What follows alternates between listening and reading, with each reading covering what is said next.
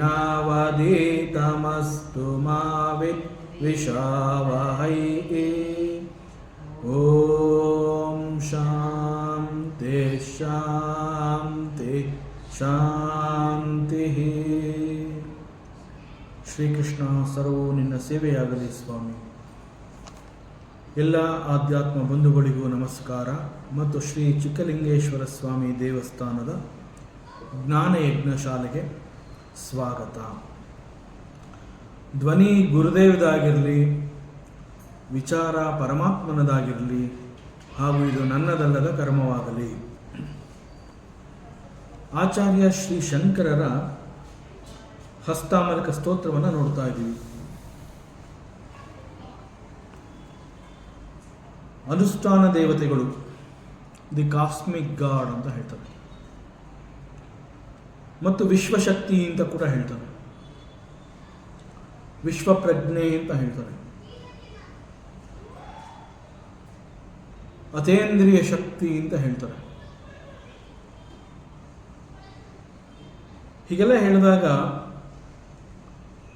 ಅಧಿಷ್ಠಾನ ದೇವತೆ ಅಥವಾ ಅನುಷ್ಠಾನ ದೇವತೆ ಅಂತ ಹೇಳಿದಾಗ ಪ್ರತಿಯೊಂದಕ್ಕೂ ಒಂದೊಂದು ಅಧಿದೇವತೆಗಳು ಇರ್ತಾರೆ. ಫಾರ್ ಎಕ್ಸಾಂಪಲ್, ಬುದ್ಧಿ ಅಂತ ಹೇಳಿದಾಗ ಬ್ರಹ್ಮ, ಮನಸ್ಸು ಅಂತ ಹೇಳಿದಾಗ ಚಂದ್ರ, ಅಹಂಕಾರಕ್ಕೆ ರುದ್ರ, ಚಿತ್ತಸ್ಯ ವಾಸುದೇವ.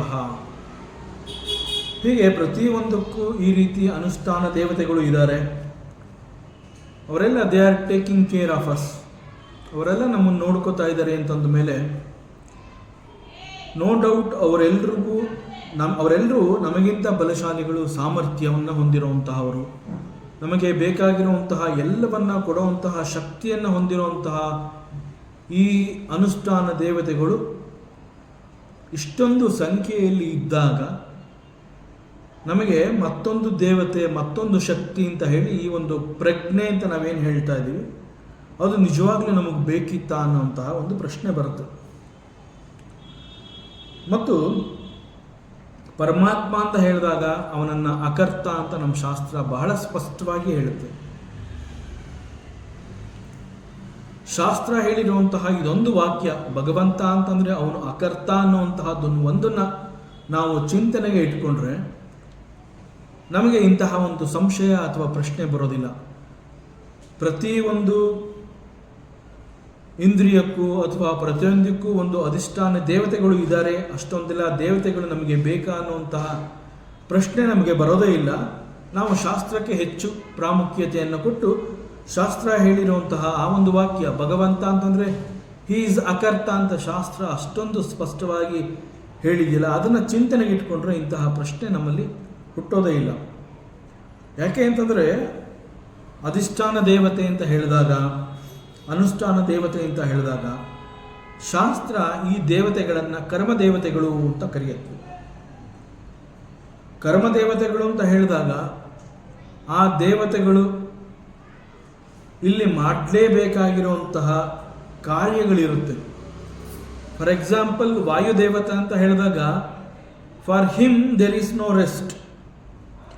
ಒಂದೇ ಒಂದು ನಿಮಿಷ ನಾವು ರಜಾ ತಗೊಳ್ಳೋ ಹಾಗೆ ಆ ಭಗವಂತ ವಾಯುದೇವತೆ ರಜೆ ತಗೊಳ್ಳೋಕ್ಕಾಗೋದಿಲ್ಲ. ನನಗೆ ಸುಸ್ತಾಯಿತು ಅಂತ ಹೇಳಿ ಅವನಿಗೆ ಕೂತ್ಕೊಳ್ಳೋಕ್ಕಾಗೋದಿಲ್ಲ. ನಿರಂತರವಾಗಿ ಅವನು ಚೈತನ್ಯದ ಸೇವೆಯನ್ನು ಮಾಡ್ತಾನೆ ಇರಬೇಕು. ಚೈತನ್ಯದ ಸೇವೆ ಅಂತಂದ್ರೆ ಅವನೇನು ಮಾಡ್ತಾನೆ? ಭಗವಂತ ಅಥವಾ ಚೈತನ್ಯ ಅನ್ನುವಂತಹದ್ದು ನಮ್ಮ ಅಂತರ್ಯಾಮಿ. ವಾಯುದೇವತೆ ಅಂತ ಹೇಳಿದಾಗ ಈ ವಾಯುದೇವತೆ ಉಸಿರಾಟದ ಮೂಲಕ ಆ ಶಕ್ತಿಯನ್ನು ನಿರಂತರವಾಗಿ ನಮಗೆ ಕೊಡ್ತಾ ಇದೆ ಅಂತಂದ ಮೇಲೆ ಅದು ನಮ್ಮನ್ನು ಬದುಕಿಸ್ತಾ ಇದೆ ಅನ್ನೋದಕ್ಕಿಂತ ಹೆಚ್ಚಾಗಿ ನಮ್ಮೊಳಗೆ ಇರುವಂತಹ ಆ ಚೈತನ್ಯದ ಸೇವೆಯನ್ನು ಈ ವಾಯುದೇವತೆ ಮಾಡ್ತಾ ಇದೆ. ಅದೇ ರೀತಿ ಸೂರ್ಯ ಅಂತ ಹೇಳಿದಾಗ ಸೂರ್ಯನನ್ನು ನಾವು ಪ್ರತ್ಯಕ್ಷ ದೇವ ಅಂತ ಹೇಳಿದ್ರು ಕೂಡ ಸೂರ್ಯನಿಗೂ ಕೂಡ ಹೀ ಈಸ್ ಆಲ್ಸೋ ಎ ಕರ್ಮದೇವತ. ಅವನಿಗೂ ಕೂಡ ರೆಸ್ಟ್ ಇಲ್ಲ, ಪ್ರತಿನಿತ್ಯ ಬರಬೇಕು, ಜಗತ್ತಿಗೆ ಶಕ್ತಿಯನ್ನು ಕೊಡಬೇಕು, ಜಗತ್ತಿನಲ್ಲಿ ಎಲ್ಲ ಕ್ರಿಯೆಗಳು ನಡೆಯುವಂತೆ ಎಲ್ಲವುಗಳಿಗೆ ಅವನು ಚೈತನ್ಯವನ್ನು ತುಂಬುತ್ತಾನೆ ಸೂರ್ಯ ದೇವತೆ. ಆದ್ದರಿಂದ ಕರ್ಮದೇವತೆಗಳು ಅಂತ ಹೇಳಿದಾಗ ಈ ಕರ್ಮದೇವತೆಗಳಿಗೆ ದೆರ್ ಈಸ್ ನೋ ರೆಸ್ಟ್. ನಿರಂತರವಾಗಿ ಅವರೆಲ್ಲರೂ ಕೂಡ ಭಗವಂತನ ಸೇವೆಯನ್ನು, ಚೈತನ್ಯದ ಸೇವೆಯನ್ನು ಮಾಡ್ತಾನೆ ಇರಬೇಕು. ಚಿದಾಭಾಸಿಗಳಾದ ನಾವು ನಮಗೆ ಬೇಕಾದಂತಹ ಶಕ್ತಿಯನ್ನು ಅನುಷ್ಠಾನ ದೇವತೆಗಳಿಂದ ಪಡ್ಕೋತೀವಿ. ಬಿಕಾಸ್ ಚಿದಾಭಾಸ ಅಥವಾ ಜೀವ ಅಂತ ಹೇಳಿದಾಗ ನಮ್ಮ ಶಕ್ತಿಯಾಗಲಿ, ನಮ್ಮ ಬುದ್ಧಿಯಾಗಲಿ, ನಮ್ಮ ಸಾಮರ್ಥ್ಯವಾಗಲಿ, ಇಟ್ ಈಸ್ ವೆರಿ ಲಿಮಿಟೆಡ್. ಅದಕ್ಕೆ ಶಾಸ್ತ್ರ ನಮ್ಮನ್ನು ಅಲ್ಪಜ್ಞ ಅಂತ ಕರೆಯುತ್ತೆ. ಅಲ್ಪಶಕ್ತಿಮಾನ್, ಯು ಆರ್ ವೆರಿ ಲಿಮಿಟೆಡ್. ನಿನ್ನ ಇರುವಿಕೆ ಎನ್ನುವಂತಹದ್ದು ಕೂಡ ನೀನು ಯಾವುದೋ ಒಂದು ಸಮಯದಲ್ಲಿ ಒಂದು ಕಡೆ ಮಾತ್ರ ಇರ್ತೀಯ. ಮತ್ತೊಂದು ಕಡೆ ನೀನು ಹೋಗಬೇಕು ಅಂತಂದ್ರೆ ಯು ಹ್ಯಾವ್ ಟು ಮೂವ್. ಒಂದು ಕ್ಷಣದಲ್ಲಿ ನೀನು ಇಲ್ಲೂ ಇರ್ಬೋದು ಅಲ್ಲೂ ಇರ್ಬೋದು ಅನ್ನುವಂತಹ ಸಾಮರ್ಥ್ಯ ನಿನಗಿಲ್ಲ. ಸೊ ಜೀವ ಅಥವಾ ಜೀವಿ ಅಂತ ಹೇಳಿದಾಗ ಯು ಆರ್ ವೆರಿ ಲಿಮಿಟೆಡ್. ಆದರೆ ಅನುಷ್ಠಾನ ದೇವತೆಗಳು ಅಂತ ಹೇಳಿದಾಗ ಈ ಒಂದು ಚಿದಾಭಾಸಗಳಿಗೆ ಶಕ್ತಿಯನ್ನು ತುಂಬುವಂತಹ ಸಾಮರ್ಥ್ಯವನ್ನು ಈ ಅನುಷ್ಠಾನ ದೇವತೆಗಳು ಹೊಂದಿದ್ದಾರೆ.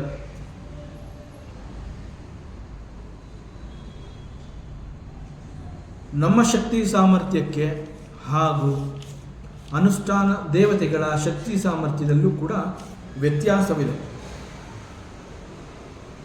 ಶಕ್ತಿ ಮತ್ತು ಸಾಮರ್ಥ್ಯ ಇದೊಂದು ವ್ಯತ್ಯಾಸವನ್ನು ಬಿಟ್ಟರೆ ಕರ್ಮದೇವತೆಗಳು ಅಥವಾ ಅನುಷ್ಠಾನ ದೇವತೆಗಳು ಅಂತ ನಾವೇನು ಹೇಳ್ತಾ ಇದ್ದೀವಿ, ದೇ ಆರ್ ಆಲ್ಸೋ ಚಿದಾಭಾಸಾಸ್ ಲೈಕ್ ಅಸ್. ನಮಗೆ ಅವರು ಶಕ್ತಿಯನ್ನು ಕೊಡ್ತಾರೆ ನಿಜ, ಆದರೆ ನಮಗೆ ಶಕ್ತಿಯನ್ನು ಕೊಡಬೇಕಾದ್ರೆ ಅವ್ರಿಗೆ ಆ ಶಕ್ತಿಯನ್ನು ಪರಬ್ರಹ್ಮ ಪರಮಾತ್ಮನಿಂದ ಅವ್ರು ಪಡ್ಕೋತಾರೆ. ಅದರಿಂದ ಅವ್ರಿಗಿಂತ ಮತ್ತೊಂದು ಶಕ್ತಿ ಎನ್ನುವಂತಹದ್ದು ಈ ವಿಶ್ವದಲ್ಲಿದೆ. That is called the consciousness. ಅದು ಪ್ರಜ್ಞೆ, ಅದು ಆತ್ಮ, ಅದು ಭಗವಂತ, ಅದು ಪರಬ್ರಹ್ಮ ಪರಮಾತ್ಮ ಸ್ವರೂಪಿ. ಹೀಗೆ ಯು ಆರ್ ನಥಿಂಗ್ ಅನ್ನುವಂತಹದ್ದನ್ನು ಹೇಳುವ ಮೂಲಕ ಹಸ್ತಾಮಲಕ ಮುಂದಿನ ಶ್ಲೋಕದಲ್ಲಿ ಕರ್ಮದೇವತೆಗಳು ಯಾಕೆ ಬೇಕು ನಮಗೆ ಅನ್ನುವಂತಹ ಒಂದು ಪ್ರಶ್ನೆಯ ಜೊತೆಗೆ ಕರ್ಮದೇವತೆಗಳ ಜೊತೆಗೆ ಪರಬ್ರಹ್ಮ ಪರಮಾತ್ಮ ಸ್ವರೂಪಿ ಅವನು ಇರಲೇಬೇಕು, ಅವನು ಬೇಕೇ ಬೇಕು ಅನ್ನುವಂತಹದ್ದನ್ನು ಮತ್ತಷ್ಟು ವಿಚಾರವನ್ನು ಈ ಮುಂದಿನ ಶ್ಲೋಕದಲ್ಲಿ ಹೇಳ್ತಾನೆ. ವಿವಸ್ವತ್ ಪ್ರಭಾತಂ ಯಥಾರೂಪಮಕ್ಷಂ ಪ್ರಗೃಹ್ಣಾತಿ ನಾಭಾತಮೇವಂ ವಿವಸ್ವಾನ್ ಯಥಾಭಾತ ಆಭಾಸ ಯತ್ಯಕ್ಷಮೇಕಃ ಸ ನಿತ್ಯೋಪಲಬ್ಧಿ ಸ್ವರೂಪೋಹಮಾತ್ಮ.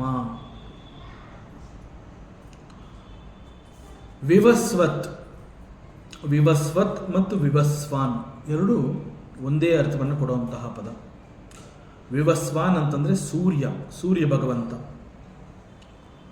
ಈ ಸೂರ್ಯನಾರಾಯಣನ ಕೆಲಸ ಏನು? ಅವನು ಹೇಗೆ ತನ್ನ ಕೆಲಸಗಳನ್ನು ಮಾಡ್ತಾನೆ? ತಾನು ಮಾಡಬೇಕಾಗಿರುವಂತಹ ಕಾರ್ಯಗಳನ್ನು ಹೇಗೆ ಮಾಡ್ತಾನೆ? ಸೂರ್ಯನನ್ನು ನಾವು ದೇವತೆ ಅಂತ ಕರಿತೀವಿ. ಹೀಗೆ ದೇವತೆ ಅಂತ ಕರೆದ್ರೂ ಕೂಡ ಅನೇಕ ಕರ್ಮದೇವತೆಗಳಂತೆ ಸೂರ್ಯ ದೇವತೆ ಕೂಡ ಸುಮ್ಮನೆ ಕೂತ್ಕೊಳ್ಳೋದಕ್ಕೆ ಸಾಧ್ಯ ಇಲ್ಲ. ಈ ಕರ್ಮದೇವತೆಗಳು ಅಂತ ಹೇಳಿದಾಗ ಅವ್ರಿಗೂ ಕೂಡ ಕೆಲವು ನಿರ್ದಿಷ್ಟವಾದಂತಹ ಕೆಲಸ ಕಾರ್ಯಗಳು ಇರುತ್ತೆ. ಅವೆಲ್ಲವುಗಳನ್ನು ಅವರು ಮಾಡಲೇಬೇಕು. ಆದ್ದರಿಂದ ಈ ದೇವತೆಗಳನ್ನು ಕರ್ಮದೇವತೆಗಳು ಅಂತ ನಮ್ಮ ಶಾಸ್ತ್ರ ಕರೆಯುತ್ತೆ. ಈ ಪ್ರಕಾರ ಸೂರ್ಯ ಅಂತ ಹೇಳಿದಾಗ ವಿವಸ್ವಾನ್, ಅವನಿಗೂ ಕೂಡ ಅನೇಕ ರೀತಿಯ ಕೆಲಸ ಕಾರ್ಯಗಳು ಇರುತ್ತೆ. ಅವುಗಳಲ್ಲಿ ಅವನ ಮುಖ್ಯವಾದ ಕೆಲಸ ಅಂತಂದರೆ he gives power to the eyes to see the objects. ನಾವೆಲ್ಲ ನಮ್ಮ ಒಂದು ಬಹಳ ಮುಖ್ಯವಾದ ಇಂದ್ರಿಯ ಕಣ್ಣು ಅಂತ ಹೇಳಿದಾಗ we have taken it for granted. ನನಗೆ ಕಣ್ಣಿದೆ, ನಾನು ನೋಡ್ತಾ ಇದ್ದೀನಿ ಅಂತ ಬಹಳ ಗರ್ವದಿಂದ ಹೇಳ್ತೀವಿ. ನನಗೆ ಕಣ್ಣಿದೆ, ನಾನೇ ನೋಡ್ತಾ ಇರೋದು ಅಂತ ನಾವು ಬಹಳ ಗರ್ವದಿಂದ ಹೆಮ್ಮೆಯಿಂದ ಹೇಳ್ಕೋತೀವಿ. No doubt we have eyes and no doubt we are able to see. But ಇದು ನನ್ನದೇ ಕಣ್ಣಾದ್ರೂ, ಇದು ನನ್ನದೇ ಇಂದ್ರಿಯಗಳಾದರೂ ಕೂಡ ಈ ಇಂದ್ರಿಯ ಒಂದು ಆಬ್ಜೆಕ್ಟ್, ಒಂದು ವಸ್ತುವನ್ನು ಇದು ನೋಡ್ತಾ ಇದೆ ಅಂತಂದರೆ ಆ ಇಂದ್ರಿಯಕ್ಕೆ ನೋಡುವಂತಹ ಶಕ್ತಿಯನ್ನು ಆ ಕಣ್ಣು ಹೇಗೆ ಪಡ್ಕೋತು? So this is because Surya Bhagwan he gives the power to our eyes to see the objects. ಹೀಗೆ ನಮ್ಮ ಕಣ್ಣುಗಳು ಕೆಲಸ ಮಾಡೋದಕ್ಕೆ ಸೂರ್ಯ ಶಕ್ತಿಯನ್ನು ತುಂಬುತ್ತಾನೆ. ಸೂರ್ಯ ಅಂತ ಹೇಳಿದಾಗ we can observe 2 major qualities ಅಥವಾ ಗುಣ ಅಂತ ಬೇಕಾದ್ರೂ ಹೇಳ್ಬೋದು. ಒಂದು, ಸೂರ್ಯ ತನ್ನನ್ನು ತಾನು ಬೆಳಗುತ್ತಾನೆ ಹಾಗೂ ಎಲ್ಲವುಗಳನ್ನು ಅವನು ಬೆಳಗ್ತಾನೆ. ಸೂರ್ಯ ತನ್ನನ್ನು ತಾನೇ ಬೆಳಗ್ತಾ ಇರೋದ್ರಿಂದ ಸೂರ್ಯನನ್ನು ನೋಡಬೇಕು ಅಂತ ಹೇಳಿದ್ರೆ ಅದಕ್ಕೆ ಮತ್ತೊಂದು ಬೆಳಕಿನ ಅವಶ್ಯಕತೆ ಇಲ್ಲ. ಬಿಕಾಸ್ ಹೀ ಈಸ್ ಸ್ವತಃ ಬೆಳಗುವಂತಹ ಕೆಪಾಸಿಟಿ, ಸಾಮರ್ಥ್ಯವನ್ನು ಅವನು ಹೊಂದಿದ್ದಾನೆ. ಸೂರ್ಯನನ್ನು ನೋಡೋದಕ್ಕೆ ನಮಗೆ ಮತ್ತೊಂದು ಟಾರ್ಚ್ ಅಥವಾ ಮತ್ತೊಂದು ಬೆಳಕು ಅನ್ನುವಂತಹದ್ದು ಬೇಕಾಗಿಲ್ಲ. ಸಕಲ ಜೀವರಾಶಿಗಳಿಗೆ ಅವನು ಚೈತನ್ಯವನ್ನು ತುಂಬುತ್ತಾನೆ. ಇನ್ಫ್ಯಾಕ್ಟ್ ಶಕ್ತಿಯನ್ನ ಸಕಲ ಜೀವರಾಶಿಗಳವನು ಹೇಗೆ ತುಂಬುತ್ತಾನೆ ಅಂತಂದ್ರೆ, ಅವನು ನಮ್ಮೆಲ್ಲರ ಪೋಷಣೆಯನ್ನು ಮಾಡುವಂತಹ ಜವಾಬ್ದಾರಿಯನ್ನು ತಗೊಂಡಿದ್ದಾನೆ.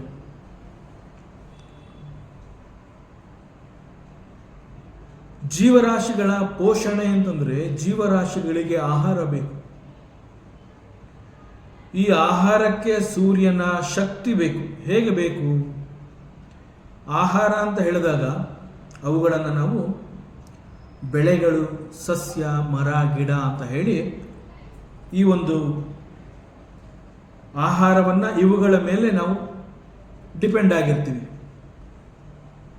ಈ ಗಿಡ ಮರಗಳಿರಬಹುದು ಅಥವಾ ಸಸ್ಯಗಳಿರಬಹುದು, ನಾವೇನು ಪೈರು ಅಂತ ಹೇಳ್ತೀವಿ, ಬೆಳೆ ಅಂತ ಹೇಳ್ತೀವಿ, ಅದು ಬೆಳೀಬೇಕು ಅಂತಂದರೆ ಅದಕ್ಕೆ ನೀರಿನ ಅವಶ್ಯಕತೆ ಇದೆ, ಬೆಳಕಿನ ಅವಶ್ಯಕತೆ ಇದೆ, ಶಾಖದ ಅವಶ್ಯಕತೆ ಇದೆ. ಸೂರ್ಯ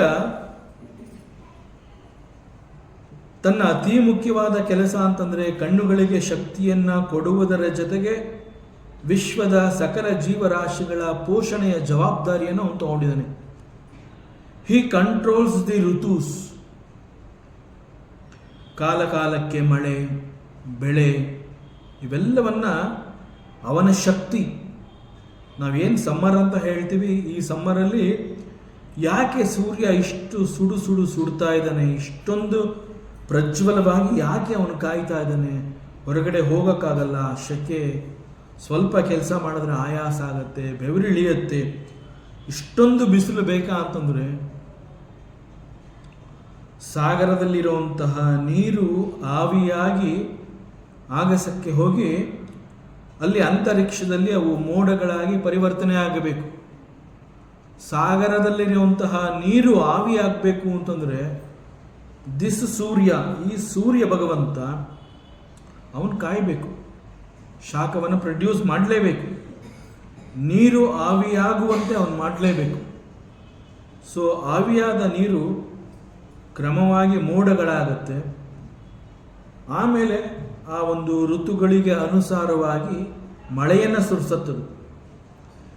ಮಳೆಯ ನೀರನ್ನು ನಂಬಿ ಈ ಸಸ್ಯಗಳು ಅವುಗಳು ಬೆಳೆಯತ್ವೆ, ನಮಗೆ ಫಸಲನ್ನು ಕೊಡುತ್ತವೆ, ನಮಗೆ ಆಹಾರವನ್ನು ಒದಗಿಸುತ್ತವೆ.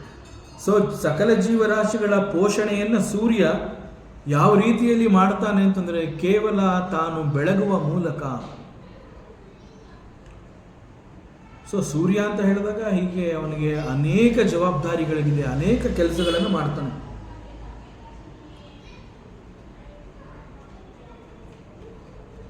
ಮತ್ತೊಂದು, ಭಗವಂತನನ್ನು ನಾವು ಹೇಗೆ ಅಕರ್ತ ಅಂತ ಹೇಳ್ತೀವಿ, ಈ ಸೂರ್ಯನನ್ನು ನಾವು ಅವನು ಬೆಳಗ್ತಾ ಇದ್ದಾನೆ, ಸಕಲ ಜೀವರಾಶಿಗಳ ಪೋಷಣೆಯ ಜವಾಬ್ದಾರಿಯನ್ನು ಅವನು ತಗೊಂಡಿದ್ದಾನೆ ಅಂತ ನಾವು ಹೇಳಿದ್ರೂ ಕೂಡ he never takes the responsibility. Without being responsible for anything ತನ್ನ ಕೆಲಸವನ್ನು ತಾನು ಮಾಡ್ತಾ ಇದ್ದಾನೆ. ಅವನು ಎಂದೂ ಕೂಡ ನಾನು ನಿಮ್ಮೆಲ್ಲರಿಗೂ ಶಕ್ತಿಯನ್ನು ಕೊಡ್ತೀನಿ, ಈಗ ಬೆಳಗಾಗಿದೆ, ನೀವೆಲ್ಲ ಏಳಿ ಕೆಲಸವನ್ನು ಮಾಡಿ, ನಿಮ್ಮ ಕಣ್ಣುಗಳಿಗೆ ನಾನು ಶಕ್ತಿಯನ್ನು ಕೊಟ್ಟಿದ್ದೀನಿ, ನೀವೆಲ್ಲ ಈಗ ನೋಡಬಹುದು, ಹೀಗೆ ಅವನು ಎಂದೂ ಕೂಡ ಈ ರೀತಿ ಬಂದು ನಮ್ಗಳಿಗೆ ಹೇಳಿಲ್ಲ. ತನ್ನ ಪಾಡಿಗೆ ತಾನಿರ್ತಾನೆ, ಅವನ ಕೆಲಸವನ್ನು ಅವನು ಮಾಡ್ತಾ ಇದ್ದಾನೆ. ತನ್ನ ಪಾಡಿಗೆ ತಾನಿರ್ತಾನೆ, ಅವನು ಕೆಲಸಗಳನ್ನು ಮಾಡ್ತಾ ಇದ್ದಾನೆ ಅಂತಂದರೆ ಹೇಗೆ ಅಂತಂದರೆ, the very presence of Surya is sufficient for this ಜಗತ್ತು. ಕೇವಲ ಸೂರ್ಯ ಇದ್ದಾನೆ ಅನ್ನುವಂತಹ ಒಂದು ಅಂಶ ಸಾಕು. ಸೂರ್ಯ ಇದ್ದಾನೆ ಅಂತಂದರೆ ಅದು ಎಲ್ಲವನ್ನ ಮಾಡ್ತಾ ಹೋಗುತ್ತೆ. That means his presence is sufficient. ಹೇಗೆ ಒಂದು ಕಾರ್ನ ಎಕ್ಸಾಂಪಲ್ನ ತಗೊಂಡಾಗ ನಮಗೆ ಕಾರ್ನಲ್ಲಿ ಅನೇಕ ಬೇರೆ ಬೇರೆ ಕಾಂಪೊನೆಂಟ್ಸ್ಗಳಿದೆ. ಎಲೆಕ್ಟ್ರಿಕಲ್, ಎಲೆಕ್ಟ್ರಾನಿಕಲ್ಸ್, ಆಟೋಮೊಬೈಲ್, ಮೆಕ್ಯಾನಿಸಮ್, ಹೀಗೆ ಅನೇಕ ಪಾರ್ಟ್ಸ್ಗಳಿದ್ರೂ ಕೂಡ ಟು ಸ್ಟಾರ್ಟ್ ದಿ ಇಂಜಿನ್ ಮತ್ತು ಆ ಕಾರ್ ಮೂವ್ ಆಗಬೇಕು ಅಂತಂದರೆ ದ ಫ್ಯೂಯಲ್, ಅದು ಗ್ಯಾಸ್ ಇರ್ಬೋದು, ಪೆಟ್ರೋಲ್ ಇರ್ಬೋದು, ಅಥವಾ ಡೀಸೆಲ್ ಇರಬಹುದು, ಅದು ಬೇಕೇ ಬೇಕು. ಆ ರೀತಿಯಲ್ಲಿ ಸೂರ್ಯ ಆಗಸದಲ್ಲಿ ಇದ್ದಾನೆ ಅಂತಂದರೆ ಸಾಕು. He never takes the responsibility. ನಿಮ್ಮೆಲ್ಲರಿಗೆ ನಾನು ಕಾರಣನಾಗ್ತೀನಿ ಅಂತ ಹೇಳಿ ಜವಾಬ್ದಾರಿಯನ್ನು ತಗೊಳ್ಳೋದಿಲ್ಲ. ಕೇವಲ his presence is sufficient. So he is ಅಕರ್ತ. ಸೊ ಈ ರೀತಿಯಲ್ಲಿ ವಿವಸ್ವಾನ್, ಈ ಸೂರ್ಯ ಕೇವಲ ಅವನ ಅಧ್ಯಕ್ಷತೆ ಅಷ್ಟು ಸಾಕು, ಅವನು ಎಲ್ಲವನ್ನ ಮಾಡ್ತಾ ಹೋಗ್ತಾನೆ. ಹಾಗೆ ಅವನು ಕಣ್ಣುಗಳಿಗೆ ಶಕ್ತಿಯನ್ನು ಕೊಡ್ತಾನೆ ಅಂತಂದರೆ, ಒಂದು ವಸ್ತುವನ್ನು ನಾವು ನೋಡ್ತಾ ಇದ್ದೀವಿ ಅಂತಂದರೆ ವಿ ಆಲ್ವೇಸ್ ಥಿಂಕ್ ನನಗೆ ನೋಡುವಂತಹ ಶಕ್ತಿ ಇದೆ, this is the capacity of my ice that I can see the object, and it's A very wrong thinking. ಒಂದು ವಸ್ತುವನ್ನು ನಾನು ನೋಡ್ತಾ ಇದ್ದೀನಿ, ನೋಡೋದಕ್ಕೆ ನನ್ನ ಹತ್ರ ಕಣ್ಣುಗಳಿದೆ, ನನ್ನ ಕಣ್ಣು ಚೆನ್ನಾಗಿ ಕೆಲಸ ಮಾಡ್ತಾ ಇದೆ, ನನ್ನ ಹತ್ರ ಕಣ್ಣಿರುವಂತಹದ್ದು ಸತ್ಯ, ನನ್ನ ಕಣ್ಣುಗಳು ಕೆಲಸ ಮಾಡುವಂತಹ ಶಕ್ತಿಯನ್ನು ಪಡ್ಕೊಂಡಿದೆ, ದಟ್ ಈಸ್ ಆಲ್ಸೋ ಟ್ರೂ.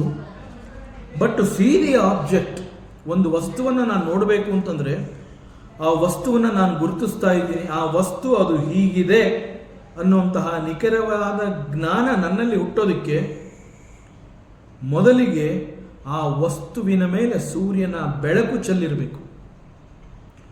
ಸೂರ್ಯನ ಬೆಳಕು ಆ ವಸ್ತುವಿನ ಮೇಲೆ ಚೆಲ್ಲಿದ್ದಾಗ this eyes can capture that object. ಅದಕ್ಕೆ ನಾವು ಕತ್ತಲಿನಲ್ಲಿ ಏನೂ ಕಾಣ್ತಾ ಇಲ್ಲ ಅಂತಂದಾಗ, ಯಾವುದೋ ಒಂದು ವಸ್ತುವನ್ನು ಹುಡುಕಬೇಕು ಅಂತಂದಾಗ ಆ ವಸ್ತು ಅಲ್ಲಿದೆ ಅನ್ನುವಂತಹದ್ದು ಸತ್ಯ, ನಮ್ಮಲ್ಲಿ ಕೆಲಸ ಮಾಡುವಂತಹ ಕಣ್ಣುಗಳಿದೆ ಅನ್ನುವಂತಹದ್ದು ಸತ್ಯ. ಬಟ್ ವಿತೌಟ್ ಬೆಳಕು we are not able to recognise that object. So ಈ ರೀತಿಯಲ್ಲಿ ಒಂದು ವಸ್ತುವನ್ನು ಈ ಕಣ್ಣುಗಳು ನೋಡಬೇಕು ಅಂತಂದರೆ ಆ ವಸ್ತುವಿನ ಮೇಲೆ ಬೆಳಕು ಚೆಲ್ಲಿರಬೇಕು. then it is possible for our eyes to see that object.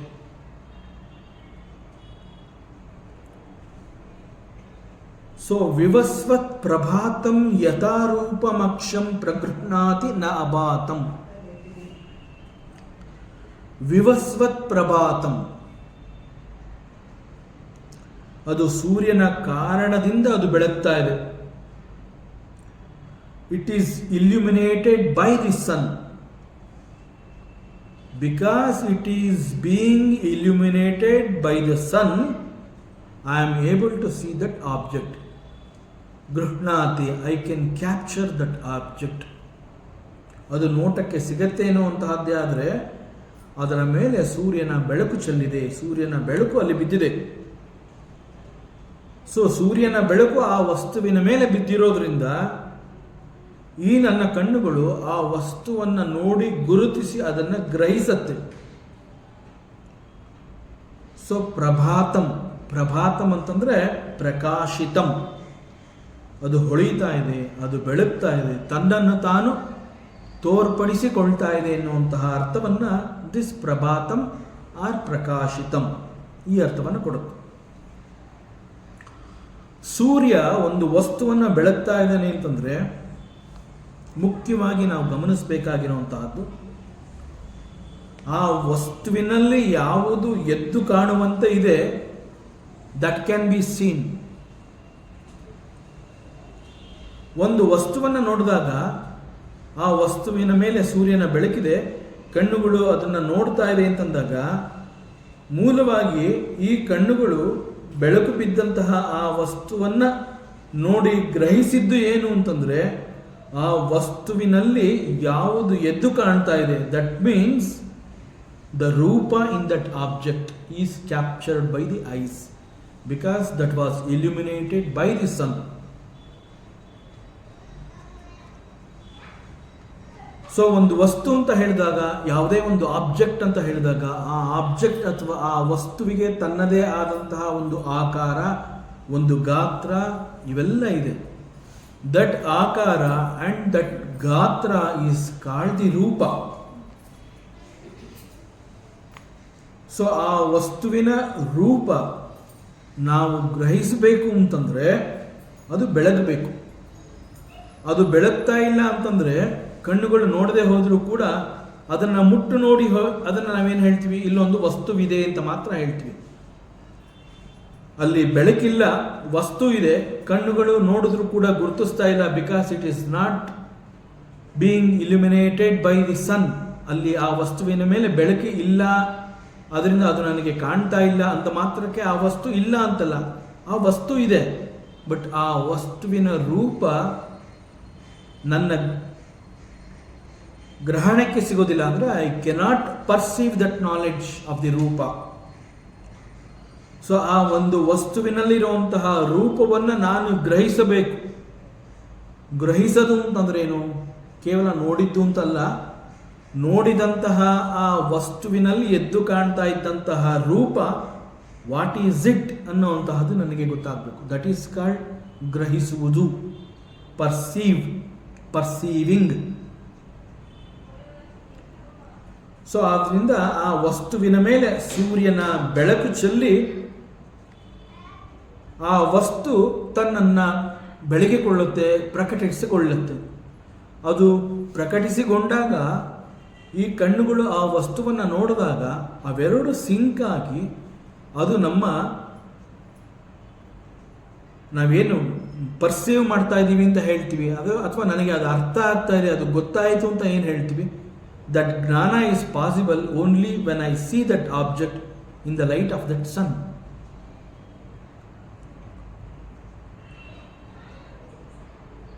So ಹೀಗೆ ನ ಅಭಾತಂ, ಒಂದು ವಸ್ತುವಿನ ಮೇಲೆ ಅಲ್ಲಿ ಬೆಳಕು ಇಲ್ಲ ಅನ್ನೋಂತಹದ್ದೇ ಆದರೆ ಆ ವಸ್ತು ಇದ್ರೂ ಕೂಡ, ಕಣ್ಣುಗಳಿದ್ರೂ ಕೂಡ I am not able to see, ಅದನ್ನು ನಾನು ನೋಡೋಕ್ಕಾಗೋದೇ ಇಲ್ಲ. ಸೊ ಹೀಗೆ ಸೂರ್ಯನ ಮುಖ್ಯ ಕೆಲಸ ಅಂತಂದರೆ ಅವನು ಸದಾ ತನ್ನನ್ನು ಬೆಳಗಿಸಿಕೊಂಡು ವಿಶ್ವದಲ್ಲಿರುವಂತಹ ಎಲ್ಲವುಗಳನ್ನು ಅವನು ಬೆಳಗ್ತಾ ಇರ್ತಾನೆ.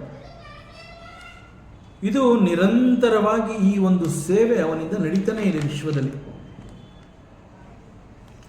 ಸೊ ಶಾಸ್ತ್ರ ಏನು ಹೇಳುತ್ತೆ ಅಂತಂದರೆ, in the knowledge of the form ಅಂತಂದರೆ ಒಂದು ರೂಪ ಅಥವಾ ಆಕಾರದ ಜ್ಞಾನ ಅಂತ ನಾವೇನು ಹೇಳ್ತೀವಿ, ಆ ಒಂದು ಜ್ಞಾನಕ್ಕೆ ಈ ಒಂದು ಸೂರ್ಯ ಹಿ ಪ್ಲೇಸ್ ಎ ಮೇಜರ್ ರೋಲ್.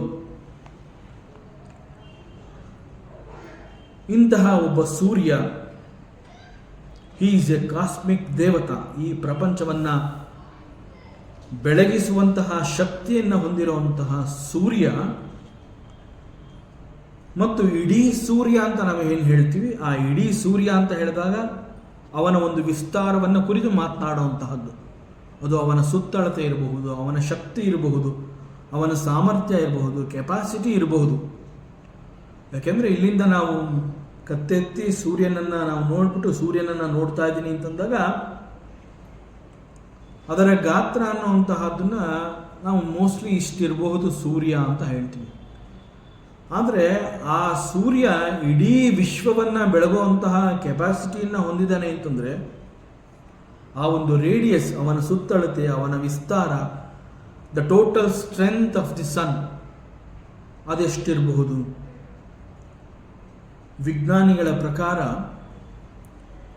ಸೂರ್ಯನ ಒಂದು ರೇಡಿಯಸ್, ಸುತ್ತಳತೆ ಅಂತ ಏನು ಹೇಳ್ತೀವಿ, ಅದು 6,96,000 ಚದರ ಕಿಲೋಮೀಟರ್ನಷ್ಟು ಅವನ ವಿಸ್ತಾರ ಇದೆ.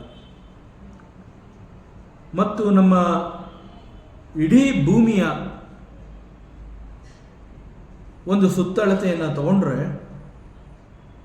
ಆ ಒಂದು ದೊಡ್ಡ ಸೂರ್ಯನಲ್ಲಿ ಕಡಿಮೆ ಅಂತಂದ್ರೂ 109 ಭೂಮಿಗಳನ್ನು ಇಡಬಹುದು. ದಟ್ ಮೀನ್ಸ್ ಭೂಮಿಯ ಸುತ್ತಳತೆ ಅಂತಂದರೆ 7,400ರಿಂದ 7,500 ಕಿಲೋಮೀಟರ್ನಷ್ಟು ಚದರ ಕಿಲೋಮೀಟರ್ನಷ್ಟು ಭೂಮಿಯ ಸುತ್ತಳತೆ.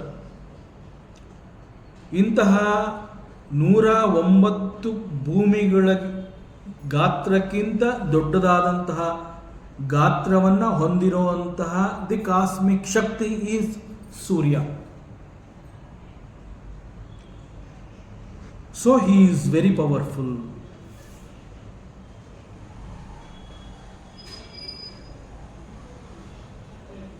ಇದು ಒಂದು ಭೂಮಿ ಮತ್ತು ಸೂರ್ಯನನ್ನ ಕುರಿತು ಒಂದು ವಿಸ್ತಾರವನ್ನು ಹೇಳುವಾಗ ಇದರ ಚರ್ಚೆ ಅವಶ್ಯಕತೆಯ ಬೇಕಿತ್ತ ಅನ್ನುವಂತಹ ಒಂದು ಪ್ರಶ್ನೆ ಬರ್ಬೋದು. ಈ ಒಂದು ಸಂದರ್ಭದಲ್ಲಿ ಇದನ್ನು ನಾವು ಯಾಕೆ ತಿಳ್ಕೋತಾ ಇದ್ದೀವಿ ಅಂತಂದಾಗ, ಮನುಷ್ಯ ಅಂತ ಹೇಳಿದಾಗ, ಜೀವಿ ಅಂತ ಹೇಳಿದಾಗ ಅಹಂಕಾರ ಅನ್ನುವಂತಹದ್ದು ನಮ್ಮಲ್ಲಿ ಬಹಳ ಬೇಗ ಜಾಗೃತವಾಗುತ್ತೆ. ಅಹಂಕಾರ ಅನ್ನುವಂತಹದ್ದು ಹೆಡೆ ಎತ್ತತ್ತೆ ಅಂತಲೇ ಹೇಳ್ತಾರೆ. ಒಂದು ಕ್ಷಣದಲ್ಲಿ ಆ ಅಹಂಕಾರ ಅನ್ನುವಂತಹದ್ದು ನಮ್ಮಲ್ಲಿ ಟ್ರಿಗರ್ ಆಗುತ್ತೆ. ಯಾವುದೋ ಒಂದು ಕೆಲಸವನ್ನು ಮಾಡಿದಾಗ ಬಹಳ ಚೆನ್ನಾಗಿದೆ ಅಂತ ಯಾರು ಹೇಳಿದ ತಕ್ಷಣ ಹೇಳ್ತೀವಿ, ಐ ಹ್ಯಾವ್ ಡನ್ ಇಟ್, ಅದನ್ನು ನಾನು ಮಾಡಿದೆ ಅಂತ ಹೇಳ್ತೀವಿ. ಈ ನಾನು ಅಂತ ಹೇಳ್ಕೊತಾ ಇರುವಂತಹ ನನ್ನನ್ನು ನಾನು ಎಲ್ಲಿ ಗುರುತಿಸ್ಕೊಂಡಿದ್ದೀನಿ? ಈ ಒಂದು ಸಣ್ಣ ದೇಹದಲ್ಲಿ ನಾನು ಗುರುತಿಸ್ಕೊಂಡಿದ್ದೀನಿ. ಈ ಒಂದು ಸಣ್ಣ ದೇಹ maximum 3/6.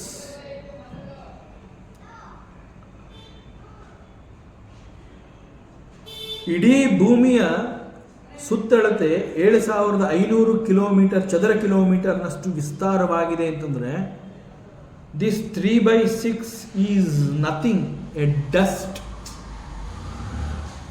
It is just a dust when compared to the ಭೂಮಿ. ಭೂಮಿಗೆ ಕಂಪೇರ್ ಮಾಡಿದ್ರೆ ಈ ದೇಹ ಅನ್ನುವಂತಹದ್ದು ಒಂದು ಧೂಳಿನ ಕಣಕ್ಕಿಂತ ಚಿಕ್ಕದು ಅಂದಮೇಲೆ, ಧೂಳಿನ ಕಣಕ್ಕಿಂತ ಚಿಕ್ಕದಾಗಿರುವಂತಹ ಈ ನಾನು ಅನ್ನುವಂತಹ ಅಹಂಕಾರ ದೇಹವನ್ನು 6,96,000 ಚದರ ಕಿಲೋಮೀಟರ್ನಷ್ಟು ವಿಸ್ತಾರವನ್ನು ಹೊಂದಿರುವಂತಹ ಸೂರ್ಯನಿಗೆ ಕಂಪೇರ್ ಮಾಡಿದ್ರೆ ಬಹುಶಃ ಅದು ನಮ್ಮ ಗ್ರಹಿಕೆಗೆ, ನೋಡ್ತೀನಿ ಎಷ್ಟೇ ಪ್ರಯತ್ನ ಪಟ್ಟರೂ ಕೂಡ ಸಿಗದೇ ಇರುವಂತಹ ಸಣ್ಣ ಜೀವಿ ನಾವು. So he is powerful. ಯಾಕೆ ಅಂತಂದರೆ ಈ ದ ವೆರಿ ಡಿಸ್ಕಷನ್, ಬಿಕಾಸ್ ಕರ್ಮದೇವತೆ ಅಂತ ಹೇಳಿದಾಗ ಹಿ ಈಸ್ ಆಲ್ಸೋ ಚಿದಾಭಾಸ, ಐ ಆಮ್ ಆಲ್ಸೋ ಚಿದಾಭಾಸ. ಬಟ್ ನನ್ನ ಶಕ್ತಿಗೆ ಅವನ ಶಕ್ತಿಗೆ ಕಂಪೇರ್ ಮಾಡಿದ್ರೆ he is powerful than me. So ಅವನು ನನಗೆ ಅನೇಕ ರೀತಿಯಲ್ಲಿ ಸಪೋರ್ಟ್ ಮಾಡಿ ನನಗೆ ಬೇಕಾದಂತಹ ಶಕ್ತಿಯನ್ನು ಅವನು ನನಗೆ ಕೊಡ್ತಾ ಇರೋದ್ರಿಂದ I call him deva. The very meaning of deva is from the root word ದಿವ್ಯತೆ.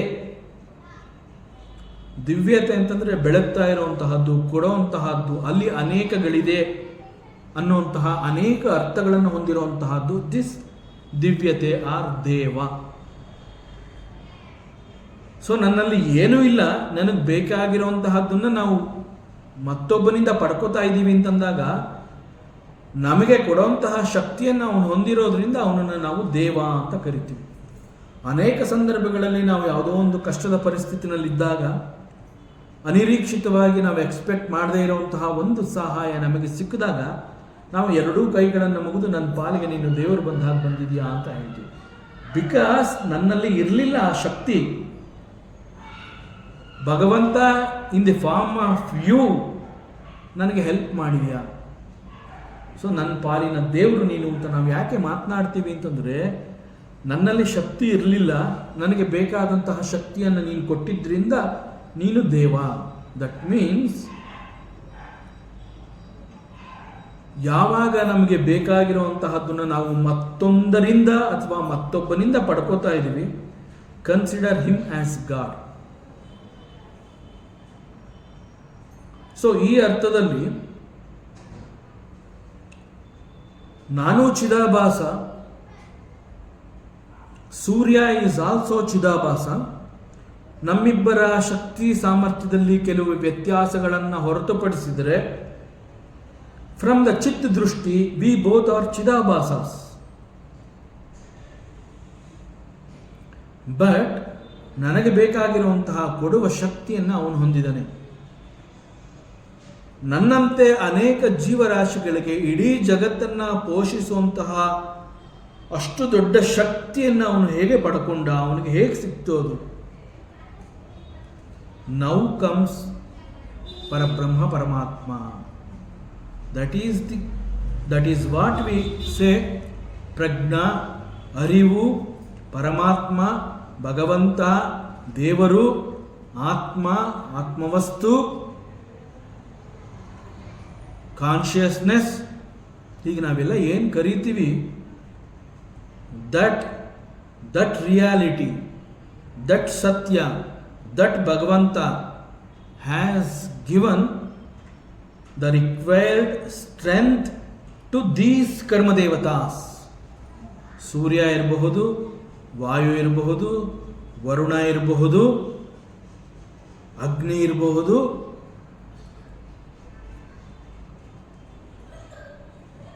So ಈ ಒಂದು ವ್ಯತ್ಯಾಸ, ನಾನು ಚಿದಾಭಾಸ, ಸೂರ್ಯ ಕೂಡ ಚಿದಾಭಾಸ, ಆದರೆ ವ್ಯತ್ಯಾಸದ ಕಾರಣದಿಂದ ನನಗಿಂತ ಅವನು ಹೆಚ್ಚು ಶಕ್ತಿಶಾಲಿ. Okay, fine. ಬಟ್ ಈ ವ್ಯತ್ಯಾಸ ಹೇಗೆ ಉಂಟಾಯಿತು? From the chitta drishti, from the point of chitta, we both are chidabhasas. ನನಗಿಲ್ಲದಂತಹ ಶಕ್ತಿ ಆ ಸೂರ್ಯನಿಗೆ ಹೇಗೆ ಬಂತು? Because shastra says both of you are chidabhasas. ನನಗಿಲ್ಲದೆ ಇರುವಂತಹ ಆ ಶಕ್ತಿ ಈ ಕರ್ಮದೇವತೆಗಳಿಗೆ ಹೇಗೆ ಬಂತು? ಬಿಕಾಸ್ ದ ರಿಫ್ಲೆಕ್ಟಿಂಗ್ ಮೀಡಿಯಾ ಅಂತ ನಾವೇನು ಹೇಳ್ತೀವಿ, the reflecting medium, the reflecting medium ಅಂತಂದರೆ, ಉದಾಹರಣೆಗೆ ನಾವು ಕನ್ನಡಿ ಅಂತ ಹೇಳಿದಾಗ ಕನ್ನಡಿಗೆ ಏನು ಶಕ್ತಿ ಇದೆ? ಯಾವ ವಸ್ತು ಆ ಕನ್ನಡಿಯ ಮುಂದೆ ಹೋಗಿ ನಿಂತ್ಕೊಳ್ಳುತ್ತೆ ಅದನ್ನು ಅದು ಪ್ರತಿಬಿಂಬಿಸುತ್ತೆ. That is called the mirror. ಕನ್ನಡಿ ಅಂತಂದರೆ ಕನ್ನಡಿಗಿರುವಂತಹ ಆ ಶಕ್ತಿ. ತಾನು ಹಾಗೇ ಇದ್ದು ಮತ್ತೊಂದನ್ನು ಅಲ್ಲಿ ಆ ಒಂದು ಪ್ರತಿಬಿಂಬವನ್ನು ತೋರಿಸುವಂತಹ ಶಕ್ತಿಯನ್ನು ಹೊಂದಿರುವಂತಹದ್ದು. That is called the reflecting medium. When compared to Surya, the mirror of the Surya is more powerful than the mirror of Chidabha. ಜೀವಿ ನನ್ನಲ್ಲಿರುವಂತಹ ಒಂದು ಆ ರಿಫ್ಲೆಕ್ಟಿಂಗ್ ಮೀಡಿಯಾ ಶಕ್ತಿ ಏನು ಅಂತಂದರೆ, ನಾನು ಯಾವುದನ್ನು ಕೂಡ ಪ್ರತಿಬಿಂಬಿಸೋದಕ್ಕೆ ಸಾಧ್ಯವೇ ಇಲ್ಲ ಅಂತಹ ಲೆಸ್ ಪವರ್ಡ್ ಮಿರರ್ ನನ್ನ ಹತ್ರ ಇದೆ. But when compared to Surya, the reflecting mirror in Surya has got a higher version of mirror. It can reflect anything and everything. Because of this difference, he is a karma devata and I am just a jeevi. So Surya is also the same ಅಂತ ನಾವು ಹೇಳಿದ್ರು ಕೂಡ ಆ ಶಕ್ತಿಯನ್ನು ಪರಿಗಣಿಸಿ V call him devate. ನಮ್ಮಿಬ್ಬರಲ್ಲೂ no difference. ನಮ್ಮಿಬ್ಬರಲ್ಲೂ difference ಇಲ್ಲದೆ ಹೋದ್ರೂ ಕೂಡ ಅವನ ಸ್ಟ್ರೆಂತ್ ಜಾಸ್ತಿ. That is the hard reality. ವೇದಾಂತಗಳು ತಿಳಿಸ್ಕೊಡ್ತಾ ಇರುವಂತಹ ಈ ಸತ್ಯಗಳನ್ನು ಜೀರ್ಣ ಮಾಡ್ಕೊಳ್ಳೋದಕ್ಕೆ ಬಹಳ ಕಷ್ಟ ಆಗುತ್ತೆ. Very difficult to digest. ಯಾಕೆಂತಂದರೆ ಪ್ರತಿ ದಿನ ನಾವು ಎದ್ದ ತಕ್ಷಣ ನಮ್ಮಲ್ಲಿ ಸೂರ್ಯ ಅಂತ ಹೇಳಿದಾಗ ಎದ್ದೋಗಿ ನಾವು ಸೂರ್ಯನನ್ನು ನೋಡಿ ಕೈ ಮುಗಿದು ಭಗವಂತ ಸೂರ್ಯನಾರಾಯಣ, ಹೀಗೆ ಅವನನ್ನು ಪ್ರತ್ಯಕ್ಷ ದೈವ ಅಂತ ಹೇಳಿ ನಾವು ನಮಸ್ಕಾರ ಮಾಡ್ತೀವಿ. ಬಟ್ ಶಾಸ್ತ್ರ ಜ್ಞಾನ ಅಂತ ಹೇಳಿ ಜ್ಞಾನವನ್ನು ಕೊಡುವಾಗ you are also chidabhasa, Surya is also chidabhasa ಅಂತ ಹೇಳಿದಾಗ ನನ್ನಂತೆಯೇ ಅವನು ಅನ್ನುವಂತಹ ಸತ್ಯವನ್ನು ಶಾಸ್ತ್ರ ಹೇಳಿದ್ರು ಕೂಡ it is not possible for me to digest, though it is a reality. ಅದು ಸತ್ಯವೇ ಆಗಿದ್ರೂ ಕೂಡ ಅಂತಹ ಸತ್ಯವನ್ನು ಜೀರ್ಣ ಮಾಡ್ಕೊಳ್ಳೋದಕ್ಕಾಗಲಿ ಅರಗಿಸಿಕೊಳ್ಳೋದಕ್ಕಾಗಲಿ ನನ್ನಲ್ಲಿ ಶಕ್ತಿ ಇಲ್ಲ. ಸೊ ಈ ಥರದ್ದೆಲ್ಲ ಅರ್ಥ ಆಗಬೇಕು ಅಂತಂದರೆ ಆ ದೈವತ್ವದ ಮಟ್ಟಕ್ಕೆ ನಾವು ಬೆಳಿಬೇಕು. Then it is possible for us to understand these subtle statements given by these Vedantas. ಶಾಸ್ತ್ರ ಒಂದು ಕಡೆ ಹೇಳುತ್ತೆ, ಬಹಳ ವೆರಿ ಇಂಟ್ರೆಸ್ಟಿಂಗ್ ಸ್ಟೇಟ್ಮೆಂಟ್. ಆ ಚಿಂತನೆಗೆ ತಗೊಂಡು ಹೋದರೆ ಈ ಒಂದು ವಿಚಾರವನ್ನು ಎಷ್ಟು ಆಶ್ಚರ್ಯ ಆಗುತ್ತೆ, ಎಷ್ಟು ಸತ್ಯ ಇದೆ. ಭಗವಂತನ ಅನೇಕಗಳನ್ನು ನಾವು ಲೀಲೆ ಮಹಿಮೆ ಅಂತ ಹೇಳ್ತೀವಿ.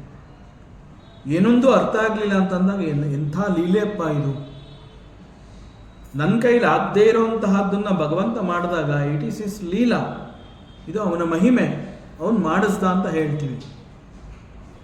ಬಟ್ ಶಾಸ್ತ್ರ ಒಂದು ಕಡೆ ಹೇಳುತ್ತೆ, ಶಿವಭೂತ್ವ ಶಿವಂ ಅರ್ಚಯೇತ್ ಅಂತ ಹೇಳುತ್ತೆ. Very fantastic statement. We have to understand this. You have to become Shiva, then worship Shiva ಅಂತ ಇದರ ಅರ್ಥ. ಶಿವೋ ಭೂತ್ವ ಶಿವಂ ಅರ್ಚಯೇತ್.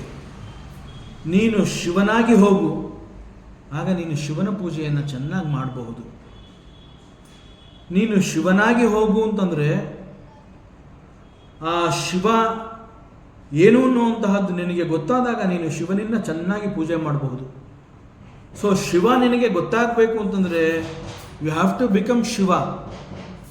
When you become Shiva, you will know the daivatva, that tattva, that philosophy, then it is possible for you to do the puja of Shiva. ಯಾಕೆ ಹೀಗೆ ಶಾಸ್ತ್ರ ಹೇಳುತ್ತೆ you have to become Shiva and then worship Shiva? Because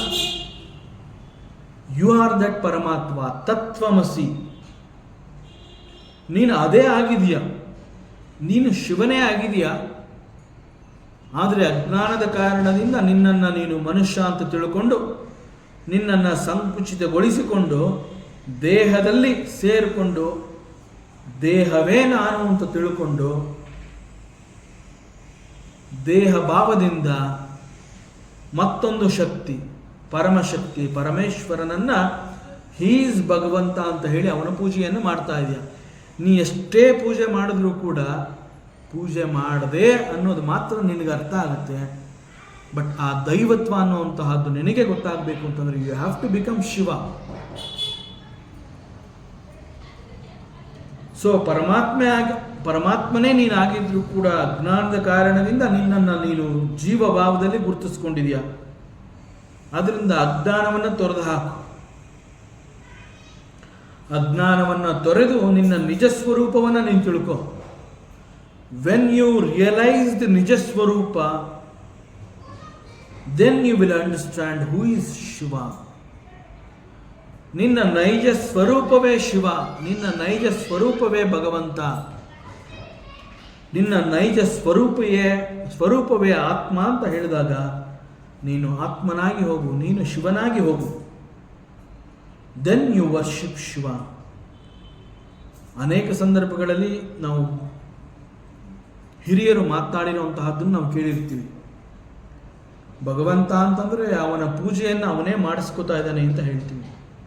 ಯಾವುದೋ ಒಂದು function ಇರಬಹುದು, ಒಂದು ಪೂಜೆ ಇರಬಹುದು, ಒಂದು ದೊಡ್ಡ ಒಂದು ಶುಭ ಕಾರ್ಯವನ್ನು ನಡೆಸಿದಾಗ ಆ ದೊಡ್ಡವರ ಹತ್ರ ಹೋಗ್ಬಿಟ್ಟು ನಾವು ಹೇಳ್ತೀವಿ, ತುಂಬ ಚೆನ್ನಾಗಿ ಮಾಡಿಕೊಟ್ರಿ ನೀವು, ಪೂಜೆ ಎಲ್ಲ ಚೆನ್ನಾಗಿತ್ತು, ಸತ್ಕಾರ ಚೆನ್ನಾಗಿತ್ತು, ತುಂಬ ಸಂತೋಷ ಪಡಿಸಿದ್ರಿ. ನಾವು ಹೇಳಿದಾಗ ಅವರೆಲ್ಲ ತಿಳಿದವರು ಅವ್ರು ಹೇಳ್ತಾರೆ, ಇಲ್ಲ ಇಲ್ಲ ನಂದೇನೂ ಇಲ್ಲಪ್ಪ, ಎಲ್ಲ ಅವನೇ ಮಾಡಿಸ್ಕೊಂಡ, ಅವನ ಪೂಜೆನ ಅವನೇ ಮಾಡಿಸ್ಕೊಂಡ, ನಂದೇನೂ ಇರಲಿಲ್ಲ ಇಲ್ಲಿ ಅಂತ ಹೇಳ್ತಾರೆ. ಸೊ ಅವ್ರು ಹಂಗೆ ಹೇಳಿದಾಗ ಅದರಲ್ಲಿ ಅಡಗಿರುವಂತಹ ಆ ಸೂಕ್ಷ್ಮವನ್ನು ನಾವು ಅರ್ಥ ಮಾಡ್ಕೋಬೇಕು. That rahasya, that secret we have to understand. So Vedanta ಇಂತಹ ಒಂದು ಸತ್ಯಗಳನ್ನು ತಿಳಿಸ್ತಾ ಇದೆ ಅಂತಂದರೆ ನಮ್ಮ ಸನಾತನ ಧರ್ಮ ಎಷ್ಟು ಆಳವಾಗಿ ಈ ಒಂದು ವೇದಾಂತವನ್ನು ಮತ್ತು ವೇದಗಳನ್ನು ಅಭ್ಯಾಸ ಮಾಡಿದೆ. ವೆರಿ ಕಲ್ಚರಲ್ ರಿಚ್ನೆಸ್ ಅಂತಂದರೆ ನಮ್ಮ ಸನಾತನ ಧರ್ಮ. ಸೊ ಏವಂ ವಿವಸ್ವಾನ್, ಈ ಒಂದು ಸೂರ್ಯ ದೇವತಾ ಅವನು ಕೂಡ ಸಾಮಾನ್ಯ ಜೀವ, ಚಿದಾಭಾಸ. Surya devata is able to illuminate the objects. Surya ದೇವತಾ ತನ್ನಲ್ಲಿರುವಂತಹ ಶಕ್ತಿಯನ್ನು ಉಪಯೋಗಿಸಿಕೊಂಡು ಜಗತ್ತಿನಲ್ಲಿರುವಂತಹ ಎಲ್ಲ ವಸ್ತುಗಳ ಮೇಲೆ ಅವನು ಬೆಳಕು ಚೆಲ್ಲಿದಾಗ ಅವೆಲ್ಲವೂ ಬೆಳಗೋದಕ್ಕೆ ಪ್ರಾರಂಭ ಆಗುತ್ತೆ. ಬೆಳಗ್ತಾ ಇರುವಂತಹ ಆ ವಸ್ತುಗಳನ್ನು ನಮ್ಮ ಈ ಕಣ್ಣುಗಳು ನೋಡಿದಾಗ ನೋಡುವಂತಹ ಶಕ್ತಿಯನ್ನು ಕೂಡ ನಮ್ಮ ಕಣ್ಣುಗಳಿಗೆ ಕೊಟ್ಟಿರುವಂತಹದ್ದು ದ ಸೇಮ್ ಸೂರ್ಯ ಭಗವಂತ. ಇಷ್ಟೆಲ್ಲ ಶಕ್ತಿಯನ್ನು ಪಡೆದಿರುವಂತಹ ವಿವಸ್ವಾನ್ ಸೂರ್ಯ ದೇವತಾ. ಈ ಸೂರ್ಯ ಯಾರ ಕಾರಣದಿಂದ ಈ ಶಕ್ತಿಯನ್ನು ಪಡೆದಿದ್ದಾನೆ ಅಂತಂದರೆ, ಫ್ರಮ್ ದಟ್ ಸುಪ್ರೀಂ ಲಾರ್ಡ್, ಪರಮಾತ್ಮ ಪರಬ್ರಹ್ಮ. ಪರಮಾತ್ಮ ಪರಬ್ರಹ್ಮನ ಇರುವಿಕೆ, the existence of that supreme lord ಮತ್ತು ಅವನ ಅನುಗ್ರಹ, ಈ ಒಂದು ಕಾರಣದಿಂದ ದ ಡಿವೈನ್ ಗ್ರೇಸ್ ಅಂತ ಹೇಳ್ತೀವಿ. ಅನುಗ್ರಹ ಅಂತಂದಾಗ ದ ಡಿವೈನ್ ಗ್ರೇಸ್, ಈ ಒಂದು ಅನುಗ್ರಹದ ಕಾರಣದಿಂದ ಈ ಸೂರ್ಯ ದೇವತಾ ತನ್ನ ಅಸ್ತಿತ್ವವನ್ನು ಅವನು ಕಂಡುಕೊಂಡಿದ್ದಾನೆ. ಸೂರ್ಯದೇವನ ಕಾರಣದಿಂದ ನಾವು ನಮ್ಮ ಅಸ್ತಿತ್ವವನ್ನು ನಾವು ನೋಡ್ಕೋತಾ ಇದ್ದೀವಿ. ಬಟ್ ದ ರಿಯಾಲಿಟಿ ಈಸ್ ಸೂರ್ಯದೇವ ಪರಮಾತ್ಮ ಪರಬ್ರಹ್ಮನ ಅನುಗ್ರಹದ ಕಾರಣದಿಂದ ತನ್ನ ಅಸ್ತಿತ್ವವನ್ನು ಸೂರ್ಯದೇವತಾ ಪಡ್ಕೋತಾನೆ. ಸೊ ಹೀಗೆ ಸೂರ್ಯದೇವತಾ ಪರಮಾತ್ಮ ಪರಬ್ರಹ್ಮನಿಂದ ಶಕ್ತಿಯನ್ನು ಪಡ್ಕೊಂಡು ನಮ್ಮೆಲ್ಲರನ್ನ ಅವನು ಬೆಳಗ್ತಾ ಇದ್ದಾನೆ. ಆ ರೀತಿ ಸೂರ್ಯನನ್ನು ಬೆಳಗ್ತಾ ಇರುವಂತಹವನು ಪರಬ್ರಹ್ಮ, ಪರಮಾತ್ಮ, ಆತ್ಮಸ್ವರೂಪಿ, ಪ್ರಜ್ಞಾರೂಪಿ, ಪರಮಪುರುಷ, ಪರಮಾತ್ಮ, ಆತ್ಮವಸ್ತು, ಹೀಗೆ ಅನೇಕ ಹೆಸರುಗಳಿಂದ ನಾವು ಕರೀತೀವಿ.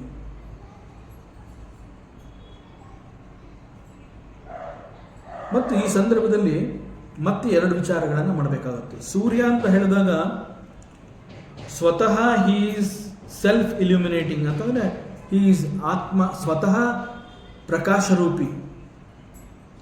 ಎರಡನೇದು, ತನ್ನನ್ನು ತಾನು ಬೆಳಗಿಕೊಳ್ಳುವುದರ ಜೊತೆಗೆ ಸೂರ್ಯ ಎಲ್ಲವನ್ನ ಬೆಳಗ್ತಾ ಇದ್ದಾನೆ.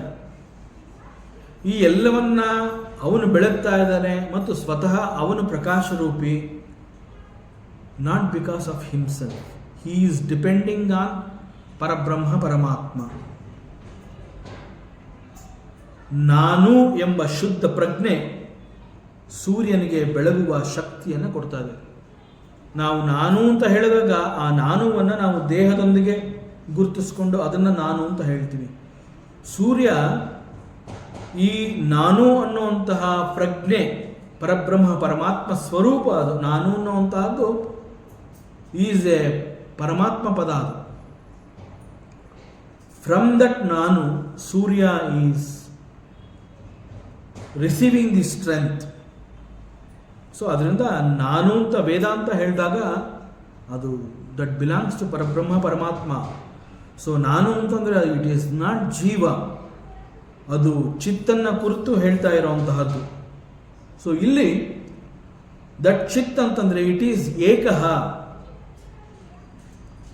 ಮತ್ತು ಏಕಃ ಅಂತ ಹೇಳಿದಾಗ ಸೂರ್ಯ ಅನ್ನುವಂತಹವನು ಕೂಡ ಏಕಃ. ಇಡೀ ಬ್ರಹ್ಮಾಂಡದಲ್ಲಿ ಸೂರ್ಯ ಅಂತಂದರೆ he is one. Surya is one, chidabhasa, ನಾನು ಜೀವರೂಪದಲ್ಲಿ ಭಾವದಲ್ಲಿರುವಂತಹವನು ನಾನು. ಸೊ ನಾನು ಮತ್ತು ಸೂರ್ಯ ನಾವಿಬ್ಬರೂ ಕೂಡ ಒಂದೇ. ಇಲ್ಲಿ ದ ಫೈನಲ್ ಟ್ರೂತ್ ಏನು ಅಂತಂದರೆ, ನಾನು ಮತ್ತು ಶಿವ ವಿ ಆರ್ ಒನ್, ನಾನು ಮತ್ತು ವಿಷ್ಣು ವಿ ಆರ್ ಒನ್. ನಮ್ಮಿಬ್ಬರಲ್ಲೂ ವ್ಯತ್ಯಾಸ ಇಲ್ಲ. ಜೀವ ಭಾವದ ಕಾರಣದಿಂದ ವ್ಯತ್ಯಾಸವನ್ನು ನಾವು ನೋಡ್ತಾ ಇದ್ದೀವಿ. The highest teaching and the truth of Advaita Vedanta. ಬೇರೆ ಇನ್ನೆಲ್ಲೂ ಕೂಡ ಇಷ್ಟು ಬೋಲ್ಡಾಗಿ ಹೇಳೋದಿಲ್ಲ. ನಾನು ಮತ್ತು ಶಿವ ಒಂದೇ ಅಂತ ಹೇಳಿದಾಗ ಅದು ಹೇಳಿಕೆ ಆಗಿರುತ್ತೆ. ಆ ಒಳಗಿರುವಂತಹ ತತ್ವ ತಿರುಳನ್ನು ನಾವು ಸ್ವೀಕರಿಸಿದಾಗ ದಟ್ ನಾನು ಈಸ್ ನಾಟ್ ಜೀವ. ಇಟ್ ರಿಲೇಟ್ಸ್ ಟು ದಿ ಚಿತ್ ಸ್ವರೂಪ, that relates to the highest ವಿಶ್ವ ಪ್ರಜ್ಞೆ, ಸುಪ್ರೀಂ ಲಾರ್ಡ್. ಸೊ ನಾನು ಮತ್ತು ಶಿವ ಒಂದು ಅಂತಂದರೆ ದಟ್ ನಾನು ಈಸ್ ನಾಟ್ ದಟ್ ದಿಸ್ ಜೀವಭಾವ, ನಾನು ಈಸ್ ದಟ್ ಪರಮಾತ್ಮ, ಪರಬ್ರಹ್ಮ. ಸೊ ನಾನು ಶಿವ ಒಂದೇ, ನಾನು ವಿಷ್ಣು ಒಂದೇ. ದೇರ್ ಈಸ್ ನೋ, ಅಲ್ಲಿ ಎರಡೂ ಅನ್ನುವಂತಹದ್ದೇ ಇಲ್ಲ. ಜೀವಭಾವದ ಕಾರಣದಿಂದ ವ್ಯತ್ಯಾಸವನ್ನು ನೋಡ್ತಾ ಇದ್ದೀವಿ.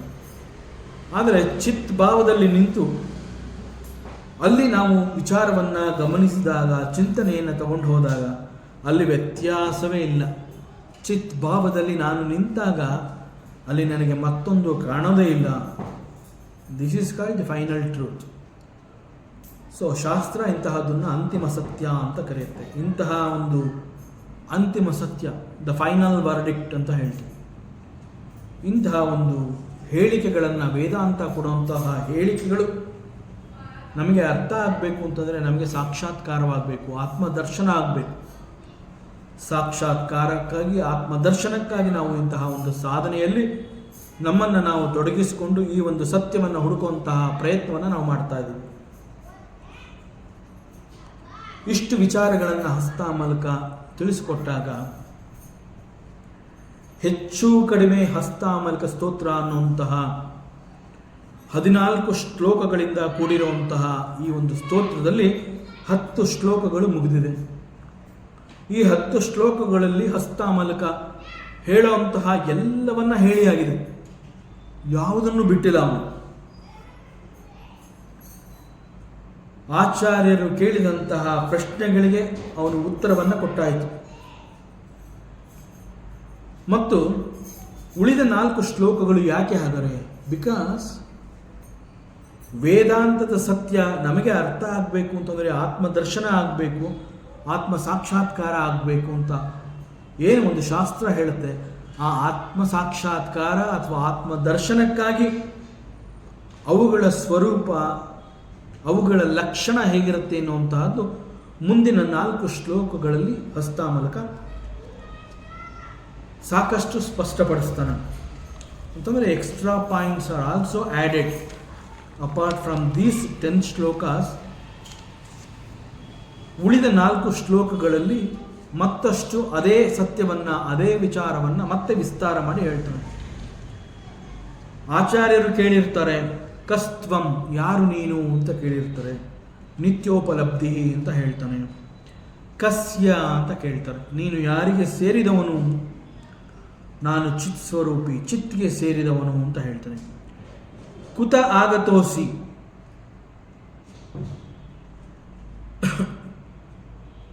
ನೀನು ಎಲ್ಲಿಂದ ಬಂದಿದೆಯಾ? ಈ ಒಂದು ಪ್ರಶ್ನೆಗೆ ಚಿದಾಭಾಸದ ಕಾರಣದಿಂದ ಅಂತಂದರೆ ಅಜ್ಞಾನದ ಕಾರಣದಿಂದ ನಾನು ಮುಟ್ಟು ಈ ದೇಹವನ್ನು ಗುರುತಿಸಿಕೊಂಡು ನಾನು ಬಂದ್ಬಿಟ್ಟಿದ್ದೀನಿ. ಕುತೋಸಿಗಂತ ಅಜ್ಞಾನದ ಕಾರಣದಿಂದ ಬಂದಿದ್ದೀನಿ ಅಂತ ಹೇಳ್ಕೊತಾ ಇದೆಯಲ್ಲಪ್ಪ, ಕುತೋಸಿಗಂತ. ಹಾಗಾದ್ರೆ ನೀ ಎಲ್ಲಿಗೆ ಹೋಗ್ತೀಯ? What is your next step?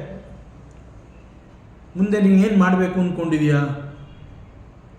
Jeevan ಮುಕ್ತನಾಗಬೇಕು, ನಾನು ವಿದೇಹ ಮುಕ್ತನಾಗಬೇಕು. ಆ ದಿಕ್ಕಿನಲ್ಲಿ ನನ್ನ ಪ್ರಯಾಣ. My next step is to attain the moksha, to attain the ಸಾಕ್ಷಾತ್ಕಾರ. ಮತ್ತು ಕೊನೆಯಲ್ಲಿ ಅವರು ಒಂದು ಪ್ರಶ್ನೆ ಕೇಳಿರ್ತಾರೆ, ಕಿಂ ನಾಮತೆ, ನಿನ್ನ ಹೆಸರೇನು ಅಂತ ಕೇಳಿರ್ತಾರೆ. ಲೌಕಿಕ ದೃಷ್ಟಿಯಿಂದ ಹಸ್ತಾಮಲಕ ನನ್ನ ಹೆಸರು ಇಂಥದ್ದು ಅಂತ ಹೇಳ್ಕೊಂಡಿಲ್ಲ. ಆದರೆ ನನ್ನ ಹೆಸರು ಏನು ಅನ್ನುವಂತಹದ್ದನ್ನು ಈ 10 ಶ್ಲೋಕಗಳಲ್ಲಿ ಅವನು ಕೊಟ್ಟಾಗಿದೆ. ಆದರೆ ಅದರ ವಿಚಾರ ಹೊರಗಡೆ ಬಂದಿಲ್ಲ. ಅದನ್ನು ಕೂಡ ಈ ಮುಂದಿನ 4 ಶ್ಲೋಕದಲ್ಲಿ ಹೇಳ್ತಾನೆ. ಸೊ ಇಲ್ಲಿಯವರೆಗೆ ಮತ್ತು 10ನೇ ಶ್ಲೋಕದಲ್ಲಿ ವಿವಸ್ವಾನ್ ಸೂರ್ಯನನ್ನ ಕುರಿತು ನಾವು ಏನು ಚಿಂತನೆಯನ್ನು ಮಾಡಿದ್ವಿ, ಏನು ವಿಚಾರವನ್ನು ತಗೊಂಡ್ವಿ, ಅದು ಸೂರ್ಯದೇವನಾಗಿರಬಹುದು ಅಥವಾ ಮತ್ತೊಂದು ಕರ್ಮದೇವತೆಯಾಗಿರಬಹುದು ಅಥವಾ ಸಣ್ಣ ಜೀವ ಅಂತಂದರೆ ನನ್ನಂತೆ ಜೀವಭಾವವನ್ನು ಹೊತ್ತು ಈ ಒಂದು ಜಗತ್ತಿನಲ್ಲಿ ಲೌಕಿಕ ದೃಷ್ಟಿಯಿಂದ ಬದುಕ್ತಾ ಇರುವಂತಹ ನಾನು ಆ್ಯಂಡ್ ದಟ್ ಕರ್ಮದೇವತ, ನಾವಿಬ್ಬರು ಒಂದೇ. ನನಗಿಂತ ಹೆಚ್ಚು ಶಕ್ತಿಶಾಲಿಯಾಗಿ ಈ ಕರ್ಮದೇವತ ಇದ್ದಾನೆ. ಅವನು ಪುಣ್ಯಜೀವಿ, ದೈವತ್ವದ ಗುಣಗಳನ್ನು ಅವನು ಹೊಂದಿದ್ದಾನೆ. ಆ ರೀತಿಯಲ್ಲಿ ಸೂರ್ಯ ಈಸ್ ಆಲ್ಸೋ ಚಿದಾಭಾಸ ಆ್ಯಂಡ್ ನಾನು ಕೂಡ ಚಿದಾಭಾಸ, ನಾವಿಬ್ಬರು ಒಂದೇ, ನಮ್ಮಲ್ಲಿ ವ್ಯತ್ಯಾಸವೇ ಇಲ್ಲ. ಹೀಗೆ ಹೇಳಿರುವಂತಹ ಹಸ್ತಾಮಲಕನ ಹೇಳಿಕೆಯಲ್ಲಿ ಯಾವ ರೀತಿಯ ಆಕ್ಷೇಪವನ್ನು ನಾವು ಮಾಡೋದಕ್ಕೆ ಸಾಧ್ಯವೇ ಇಲ್ಲ. ಆಕ್ಷೇಪವನ್ನು ನಾನು ಮಾಡೋಕ್ಕಾಗೋದಿಲ್ಲ ಅಂತಂದ ಮೇಲೆ at the same time I am not able to digest it also. ನನಗೆ ಆಕ್ಷೇಪ ಮಾಡೋಕ್ಕೆ ಗೊತ್ತಾಗ್ತಾ ಇಲ್ಲ, ಸಂದೇಹಗಳು ಬರ್ತಾ ಇಲ್ಲ, ಬಟ್ ಅದನ್ನು ನಾನು ಒಪ್ಕೊಳ್ಳೋಕ್ಕಾಗ್ತಾ ಇಲ್ಲ. ನಾನು ಶಿವ, ನಾನು ವಿಷ್ಣು, ನಾನೇ ಭಗವಂತ, ಅಹಂ ಬ್ರಹ್ಮಾಸ್ಮಿ. ಹಸ್ತಾಮಲಕ ಹೇಳ್ತಾನೆ, ತತ್ವಮಸಿ, ನೀನು ಅದೇ ಆಗಿದೆಯಾ. ಶಾಸ್ತ್ರನೂ ಹೇಳ್ತಾ ಇದೆ, ತತ್ವಮಸಿ, ನೀನು ಅದೇ ಆಗಿದೆಯಾ. ಹಸ್ತಾಮಲಕ ಕೊಟ್ಟಂತಹ ಈ ಒಂದು ಸುದೀರ್ಘವಾದಂತಹ ಜ್ಞಾನದ ಈ ಒಂದು ಪ್ರಯಾಣದಲ್ಲಿ ಎಲ್ಲೂ ಕೂಡ ಯಾವುದನ್ನು ಅವನು ಬಿಟ್ಟಿಲ್ಲ. ಹೇಳಬೇಕಾಗಿರುವಂತಹ ಎಲ್ಲವನ್ನ ಅವನು ಹೇಳಿ ಆಗಿದ್ರೂ ಕೂಡ ನನಗೆ ಅಲ್ಲಿ ಇಂತಹದ್ದು ಸರಿ ಇಲ್ಲ ಅಂತ ಹೇಳೋದಕ್ಕೆ, ಆಕ್ಷೇಪ ಮಾಡೋದಕ್ಕೆ ಸಾಧ್ಯವೇ ಇಲ್ಲ. I am not questioning, but I am not able to digest it. ಅದನ್ನು ನಾನು ಇನ್ನೂ ಒಪ್ಕೊಳ್ಳೋಕ್ಕಾಗ್ತಾ ಇಲ್ವಲ್ಲ, ಆ ಒಂದು ಸ್ವೀಕಾರ ಬುದ್ಧಿ ನನಗೆ ಬರಬೇಕಲ್ಲ. So how to accept this hard reality. Vedanta ಕೊಡ್ತಾ ಇರುವಂತಹ ತತ್ವಮಸಿ ಇರಬಹುದು, ಅಹಂ ಬ್ರಹ್ಮಾಸ್ಮಿ ಇರಬಹುದು, ಅಥವಾ ನಾನು ಸೂರ್ಯ ಒಂದೇ, ನಾನು ಶಿವ ಒಂದೇ, ನಾನು ವಿಷ್ಣು ಒಂದೇ ಎನ್ನುವಂತಹ ಆ ಹೇಳಿಕೆಯನ್ನು ನಾನು ಒಪ್ಕೊಳ್ಳುವಂತಹ ಮಟ್ಟಕ್ಕೆ ನಾನು ಬರಬೇಕು ಅಂತ ಹೇಳಿ ಮುಂದೆ ಹಸ್ತಾಮಲಕ ಮುಂದಿನ ಕೆಲವು ಶ್ಲೋಕಗಳಲ್ಲಿ ಅವುಗಳಿಗೆ ಉತ್ತರವನ್ನು ಕೊಡ್ತಾನೆ. ಯಥಾ ಸೂರ್ಯ ಏಕೋಪ್ಸು ನೇಕಶ್ಚಲಾಸು ಸ್ಥಿರಾಸ್ವಪ್ಯನನ್ಯದ್ವಿಭಾವ್ಯ ಸ್ವರೂಪ ಚಲಾಸು ಪ್ರಭಿನ್ನ ಸುದೀಶ್ವೇಕ ಏವ ಸನಿತ್ಯೋಪಲಬ್ಧಿ ಸ್ವರೂಪೋಹಮಾತ್ಮ. ಯಥಾ ಸೂರ್ಯ ಏಕಃ ಅಪಿ, ಯಥಾ ಸೂರ್ಯ ಏಕಃ ಅಪಿ, ಆ ಸೂರ್ಯ ಅನ್ನುವಂತಹವನು ಒಬ್ಬನೇ ಆಗಿದ್ರೂ ಕೂಡ, ಅಪಿ ಅಂತಂದ್ರೆ ಕೂಡ, ಅವನೊಬ್ಬನೇ ಆಗಿದ್ರೂ ಕೂಡ, ಆ ಅರ್ಥವನ್ನು ಇಲ್ಲಿ ಬಂದು ನೋಡ್ತಾ ಇದ್ವಿ. ಸೊ ಹೀಗೆ ಹಸ್ತಾಮಲಕ ಈ ವಿಚಾರಗಳನ್ನ ಹೇಳ್ತಾ ಇರುವಾಗ, ಹಸ್ತಾಮಲಕ ಕೇವಲ 13 ವರ್ಷ ಪ್ರಾಯದ ಒಬ್ಬ ಬಾಲಕ, ಮತ್ತು ಆಚಾರ್ಯರು ಪ್ರಶ್ನೆ ಕೇಳುವ ಸಂದರ್ಭದವರೆಗೆ ಅವನು ಮಾತನಾಡಿರಲಿಲ್ಲ, ಅವನಿಂದ ಶಬ್ದ ಈಚೆ ಬಂದಿರಲಿಲ್ಲ. ಅವನ ಪಾಡಿಗೆ ಅವನು ಒಂದು ಜಡದಂತೆ ಇದ್ದ. ಆದರೆ ಅವನನ್ನು ನೋಡಿದ ನಂತರ ಆಚಾರ್ಯರು, ನೀನು ಮಾತನಾಡು ಚಾರ್ಬಕ, ನೀನು ಮಾತನಾಡು, ಚಾರ್ಬಕ ಅಂದರೆ ಮಗು, ನೀನು ಮಾತನಾಡು ಅಂತ ಹೇಳಿದ ನಂತರ ವೇದಾಂತದ ಬಹುದೊಡ್ಡ ರಹಸ್ಯವನ್ನು ಅವನು ಹೊರಗಡೆ ತರ್ತಾನೆ. ವೇದಾಂತದ ಇಷ್ಟು ದೊಡ್ಡ ರಹಸ್ಯವನ್ನು ಅವನು ತಂದು ಹೇಳ್ತಾ ಇದ್ದಾನೆ ಅಂತಂದರೆ, ಈ ಸೃಷ್ಟಿಯನ್ನು ಅವನು ಎಷ್ಟರ ಮಟ್ಟಿಗೆ ಅವನು ಗಮನಿಸಿದ್ದಾನೆ, ಮತ್ತು ಇಲ್ಲಿಯವರೆಗೆ ಅವನು ಕೊಟ್ಟಿರುವಂತಹ ಉದಾಹರಣೆಗಳು, ಎಕ್ಸಾಂಪಲ್ಸ್ ಅಂತ ನಾವೇನು ಹೇಳ್ತೀವಿ, ಅವೆಲ್ಲ ಬಹಳ ಉತ್ತಮವಾದಂತಹ ಎಕ್ಸಾಂಪಲ್ಸ್ಗಳನ್ನು ಕೊಟ್ಟು ಸತ್ಯವನ್ನು ತಿಳಿಸಿದ್ದಾನೆ. ಸೊ ಇದು ಅವನ ತಿಳುವಳಿಕೆಯ ಮಟ್ಟವನ್ನು ತೋರಿಸ್ತಾ ಇದೆ. ಪ್ರತಿಯೊಂದು ವಿಷಯವನ್ನು ನಿರೂಪಿಸುವಾಗ ಬಹಳ ಒಳ್ಳೆಯ ಉತ್ತಮವಾದ ಉದಾಹರಣೆಯನ್ನು ಕೊಟ್ಟು ಮಾತನಾಡಿದ್ದಾನೆ. ಹಾಗೆ ಯಥಾ ಸೂರ್ಯ ಏಕಃ ಅಪಿ, ಸೂರ್ಯ ಒಬ್ಬನೇ ಆಗಿದ್ರೂ ಕೂಡ ಅಪ್ಸ್ಯು ಅಂತಂದರೆ ನೀರು, ಜಲ. ಈ ನೀರು ಅನ್ನುವಂತಹದ್ದು ಅನೇಕಗಳಿದೆ, ಅನೇಕಗಳಲ್ಲಿ ನೀರಿದೆ. ಅದು ಮಣ್ಣಿನ ಮಡಿಕೆ ಇರಬಹುದು, ಬೆಳ್ಳಿಯ ಪಾತ್ರೆ ಇರಬಹುದು, ಬಂಗಾರದ ಕಲಶ ಇರಬಹುದು, ಅಥವಾ ಯಾವುದೇ ಒಂದು ಲೋಹದ ಪಾತ್ರೆ ಆಗಿರಬಹುದು. ಮತ್ತು ಗಾತ್ರಗಳಲ್ಲಿ ವ್ಯತ್ಯಾಸವಿರಬಹುದು. ಮಣ್ಣಿನ ಪಾತ್ರೆ, ಬೆಳ್ಳಿಯ ಪಾತ್ರೆ, ಬಂಗಾರದ ಪಾತ್ರೆ, ಹೀಗೆ ಲೋಹದ ಯಾವುದೇ ಪಾತ್ರೆ ಆಗಿರಬಹುದು. ಅವುಗಳ ಗಾತ್ರಗಳಲ್ಲಿ ವ್ಯತ್ಯಾಸವಿದೆ. ಅವುಗಳ ಗಾತ್ರಗಳಲ್ಲಿ ವ್ಯತ್ಯಾಸವಿದ್ರೂ ಕೂಡ ಅವುಗಳಲ್ಲಿ ತುಂಬಿರುವಂತಹದ್ದು ನೀರು. ಆ ಎಲ್ಲ ನೀರುಗಳಲ್ಲಿ ಸೂರ್ಯ ಪ್ರತಿಫಲಿಸ್ತಾ ಇದ್ದಾನೆ. ನೀರು ತುಂಬಿರುವಂತಹ ಈ ಅನೇಕಗಳಲ್ಲಿ ಸೂರ್ಯನ ಪ್ರತಿಬಿಂಬವನ್ನು ನಾವು ನೋಡ್ತಾ ಇದ್ದೀವಿ. ಮತ್ತು ನೀರು ತುಂಬಿರುವಂತಹ ಇವುಗಳಲ್ಲಿ we are able to identify sthiras and chalas. ಸ್ಥಿರಾಸು ಅಂತಂದರೆ ಅವುಗಳು ನೀರು ತುಂಬಿರುವಂತಹ ಆ ಕುಡಿಕೆ ಇರಬಹುದು, ಮಡಿಕೆ ಇರಬಹುದು, ಮಣ್ಣಿನ ಪಾತ್ರೆ ಇರಬಹುದು, ಬಂಗಾರದ ಕಲಶ ಇರಬಹುದು. ಸ್ಥಿರಾಸು ಅಂತಂದರೆ ತುಂಬಿರುವಂತಹ ಆ ಪಾತ್ರೆಯಲ್ಲಿರುವಂತಹ ನೀರು ಸ್ಥಿರವಾಗಿದೆ.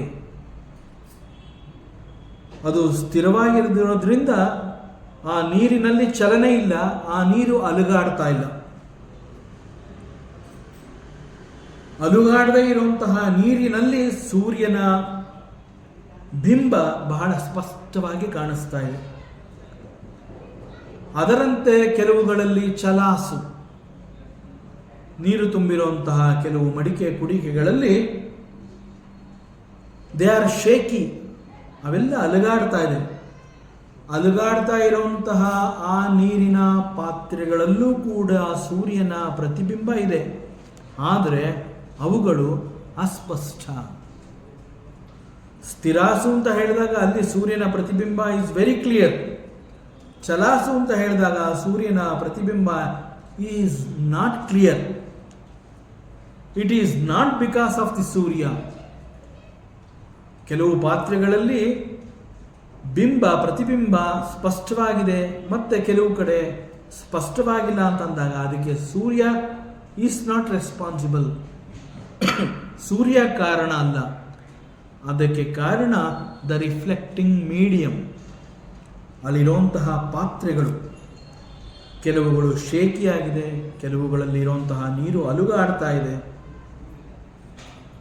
ಅವುಗಳ ಕಾರಣದಿಂದ ಕೆಲವುಗಳಲ್ಲಿ ಸೂರ್ಯ ಈಸ್ ವೆರಿ ಕ್ಲಿಯರ್, ಮತ್ತೆ ಕೆಲವು ಕಡೆಗಳಲ್ಲಿ Surya is not clear. Surya is ekah, ಅವನು ಒಬ್ಬನೇ.